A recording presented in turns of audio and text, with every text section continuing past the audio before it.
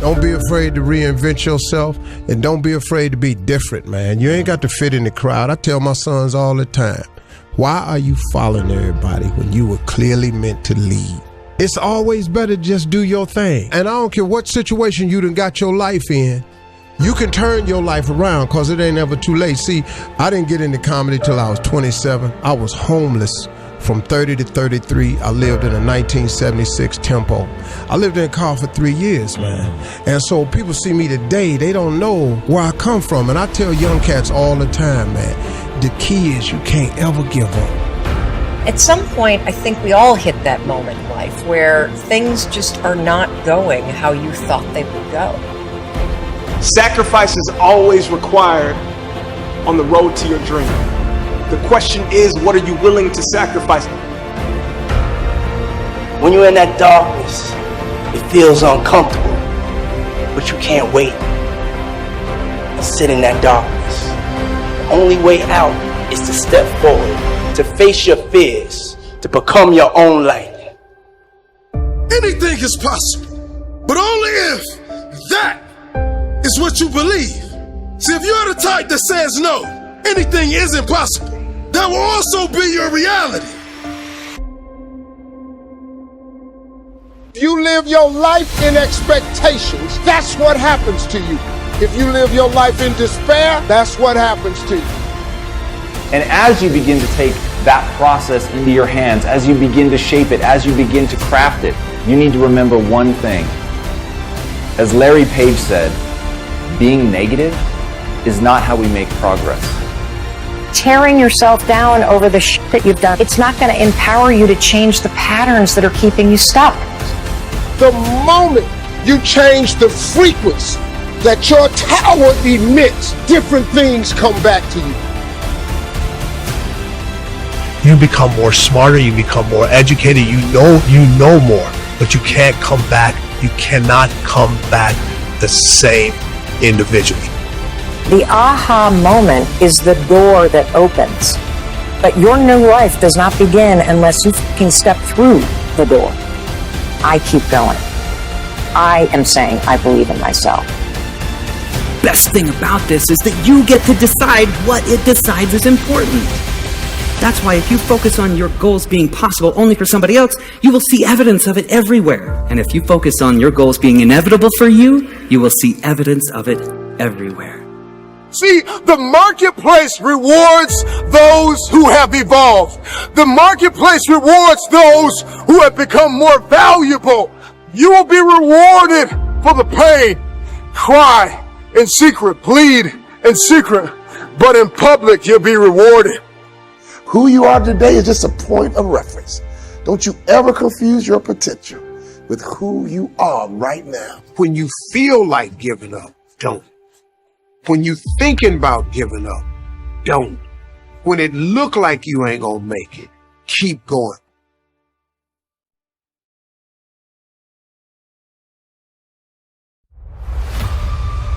You do the math, you solve one problem, and you solve the next one.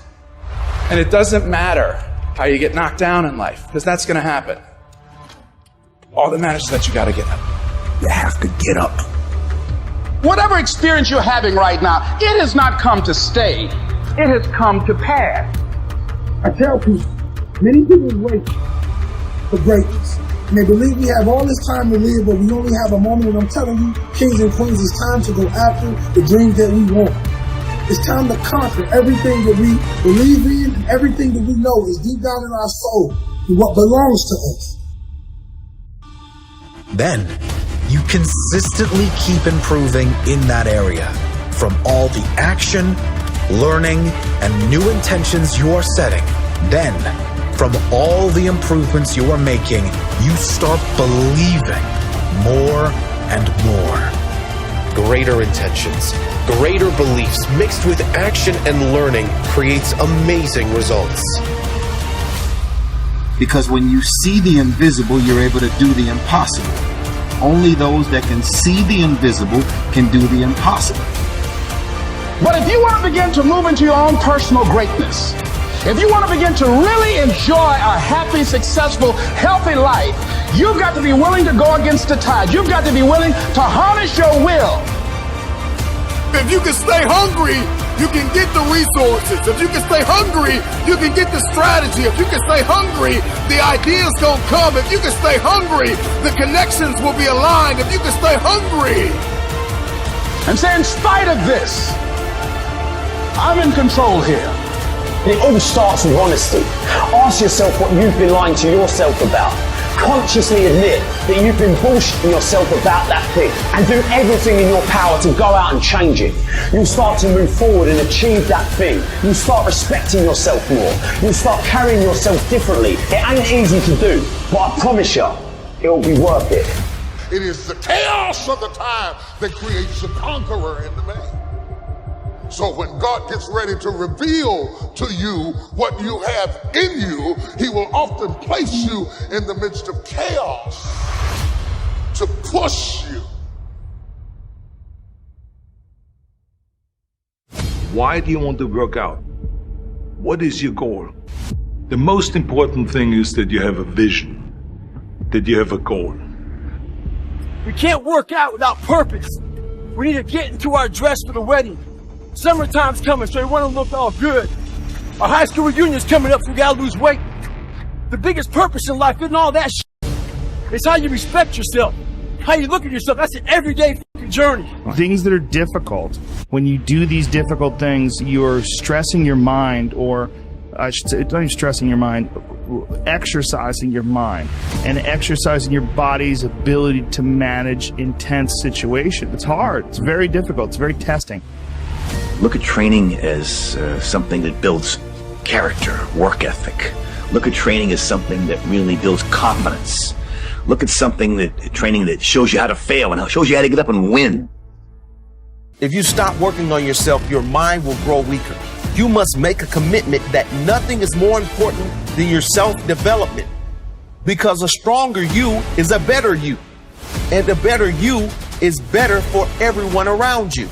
The truth is, most of the days I don't want to go to the gym, but I do, even though I don't feel like it. Doesn't matter if there's a fucking tornado, if there's a snowstorm, if there's a hurricane, if the fucking world is on fire, the job has to get done. Every day, do something that moves you toward that goal, that keeps that goal alive and in sight and in focus. However small or insignificant that step might seem, take it, do it, make it happen, because that goal isn't going to achieve itself. Tell the world one time what you're gonna do, and that's it. Spend less time talking and more time grinding. Think like a champion. Speak like a champion. And then walk it out. Grind 120 all day, every day. Because you don't have to be great to start. But you need to start in order to become great. Start today on your journey to greatness. It's what you do with what you have. Are you capable of grappling with the fact that you're fundamentally flawed to the point where you have to break things down into almost childlike steps in order to manage them? And the answer to that is, yeah, you are. Much of the time, our mind is like a balloon in the wind, blown here and there by external circumstances. Sometimes you want to expand your style and like grow, and that's always good, but like never veer too far from who you are, you know, as a person. I think a lot of what happiness is a management issue, and decisions that you're making right now, like you could be in a state of mind right now, but you can make some decisions to adjust that, and over the next couple hours, you'll get to a much better place. I mean, those who have experienced the pains, difficulties, understand from their own experience the pains and sufferings of others too. The most selfish thing you can do in this world is help someone else. Why is it selfish? because the gratification, the goodness that comes to you, the good feeling that I get from helping others, nothing's better than that. How will you serve the world? What do they need that your talent can provide? That's all you have to figure out. As someone who's done what you're about to go and do, I can tell you from experience, the effect you have on others is the most valuable currency there is. Tear down this mirror. Tear down this mirror that makes you always look at yourself. And you will be able to look beyond this mirror and see the millions of people that need your help. And you will make a huge impact on the life of the street, the town, the country, and our planet. Choose to help on any given day, in any given cause. Incredible things will happen in the world you live in. Shower, bathroom, or this or that. All this, another 2-3 hours gone. So literally 50% of life is gone daily basis, just for basic maintenance of this life. 50% of the time is gone in maintenance, remaining 50% what they have. If you look at every single move that they may make with their body, their thought process, their emotion, you will see a whole lot of it is happening in compulsive cycles. Or in other words, if you are a little sensitive to life, you will realize you are the biggest issue. So this is one thing that I'm trying to do with people, that you are never the issue in your life. I'm not the issue, my thought, my emotion. My body is never the issue. My thought, my emotion, my energy, and my body are my instruments of function. They are not impediments in my life, but I would say for 90 of the human beings, their own body. Then the compulsions of the body, the compulsions of their thought, the compulsions of their emotions are ruling them most of the time. Attack the dawn. It was early, always early, when Toni Morrison awoke to write. In the dark, she would move quietly, making that first cup of coffee. She'd sit at her desk in her small apartment, and as her mind cleared and the sun rose and the light filled the room, she would write. She did this for years, practicing this secular ritual, used not just by writers, but by countless busy and driven people for all time. Writers all devise ways to approach that place where they expect to make the contact. She'd later reflect where they become the conduit, or where they engage in this mysterious process. For me, light is the signal in the transition. It's not being in the light, it's being there before it arrives. It enables me in some sense, but of course, it was as practical as it was spiritual. Because at the beginning of her career, Morrison was also a single working mother of 2 young boys. Her job as an editor for Random House occupied her days, her children every other minute, and by the late evening, she was burned out, too tired to think. It was the precious early morning hours between the parting dark and the rising dawn, before her boys uttered the word Mama, before the pile of manuscripts from work demanded her attention, before the commute, before the pound calls, before the bills beckoned, before the dishes needed to be done. It was then that she could be a writer. Early, she was free.